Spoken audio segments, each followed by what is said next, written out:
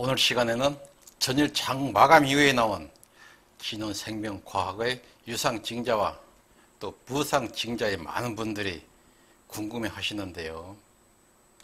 유무상증자를 받을 것인지와 아니면은 권리락 이후에 기회를 볼 건지에 대해서 많이들 망설여지시죠.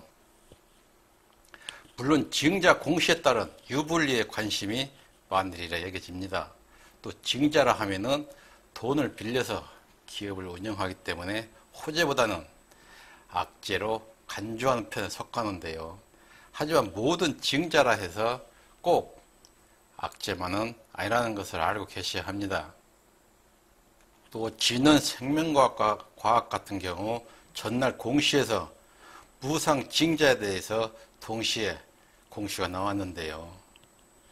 무상증자는 유상증자와 달리 주주들에게 무상으로 돈을 받지 않고 1대1 또는 0.5의 배당을 함으로써 주가에 큰 호재성 반등으로 이어지기도 하는데요.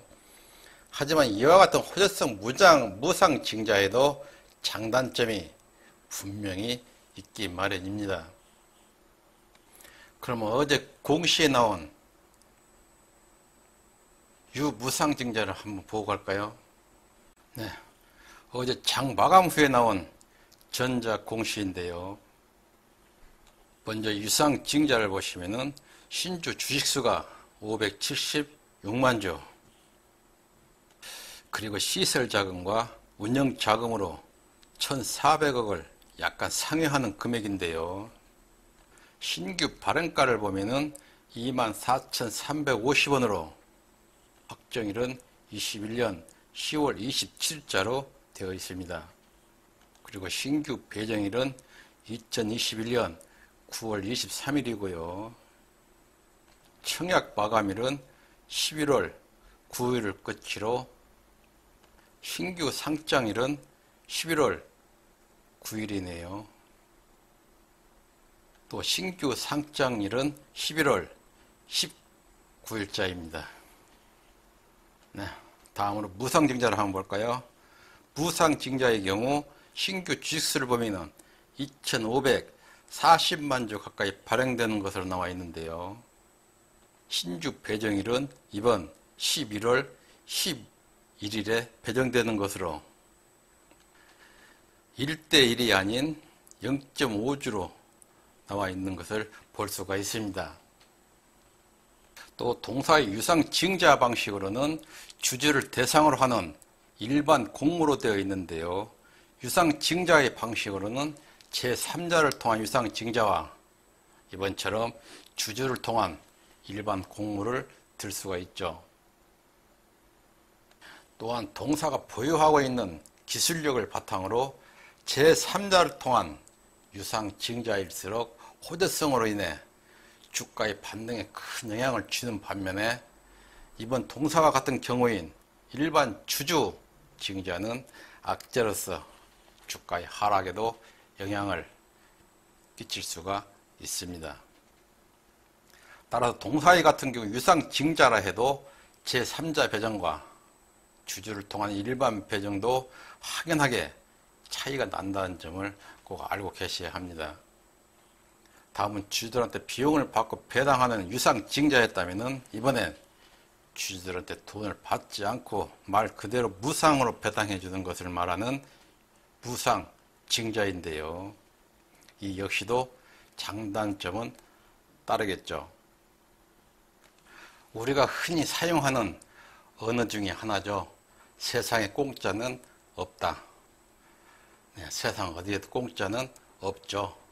유상증자는 자본금을 늘리기 위해서 주식을 새로 발행을 해서 돈을 받고 늘리기 때문에 오히려 쉽게 우리 주주들한테 표면에 드러날 수가 있는데요.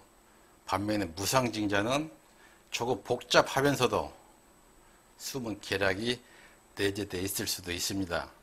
먼저 무상증자는 자본금을 늘리기 위한 방법은 유상증자와 모두 같다 할 수가 있습니다. 다만 유상증자는 주식을 팔아서 돈을 끌어들여서 자본을 늘리는 증자라면은 무상증자는 잉여금에 있는 돈을 자본금으로 옮기는 과정이죠. 이 말은 잉여금을 주식으로 발행한 뒤에 기존 주주들이 지분에 따라서 배당을 하게 되면은 잉여금은 줄어들고 자본금은 늘어나게 되는 것이죠. 이처럼 물건을 팔았거나 영업을 통해서 벌어들인 이익금을 주주에게 배당함으로써 무상증자를 강행하는 기업은 알짜 기업이라 할 수가 있는데요. 또 여느 기업 중에는 튼튼한 재물을 바탕으로 떨어지는 주가를 방어하거나 기업의 내실이 튼튼함을 보여주기 위한 방편으로 무상증자를 단행하는 반면에 또 그렇지 못한 기업도 종종 눈에 띄죠. 우리가 흔히 알고 있는 세금이죠. 기업이 돈을 벌어 쌓아둔 금액을 잉여금이라 했죠. 하지만 돈을 벌면 세금을 내야 하는데요. 따라서 이와 같은 잉여금을 줄이기 위해서는 내부 기술에 적합한 투자를 한다든지 아니면은 지금까지 무상증자를 통한 방법밖에 없는데요. 이 두 가지를 실행하지 않으려면은 벌어들인 만큼 세금을 내야 한다는 것이죠.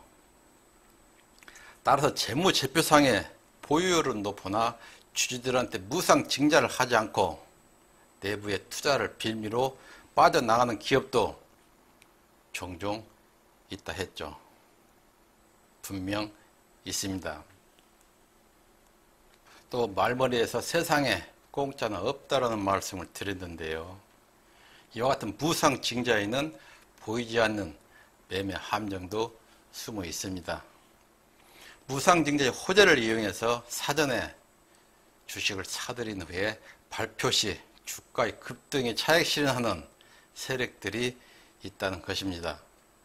무상증자로 인해서 주가가 급등 후 급락 시에는 무상증자가 무슨 소용이 있겠습니까? 권리락 이후에는 오히려 더 계좌에 마이너스가 되어 있겠죠. 주가의 급락으로. 따라서 무상증자 역시도 매매 기법 중에 하나인데요.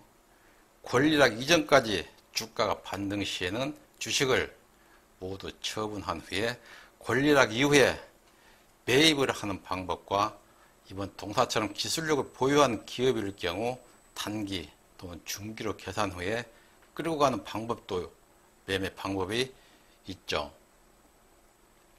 또 권리락 이후에 횡보 기간을 감안할 때는 단기 승부 투자자는 적합하지 않는 매매를 할 수도 있습니다. 네, 오늘은 이처럼 복잡한 유상, 무상증자에 대해서 함께 했는데요. 유상, 무상증자는 계획만 잘 세우시면은 아주 큰 호재로 활용하는 것도 좋은 매매 방법에 속하는데요. 따라서 증자에 대해서는 투자금과 본인의 매매 성향에 따라서 결정을 하셔야 되겠죠. 네, 오늘도 끝까지 함께 해주셔서 감사합니다. 언제나 건강한 몸으로 투자에 임하실 수 있도록 항상 건강에 유념하십시오. 감사합니다.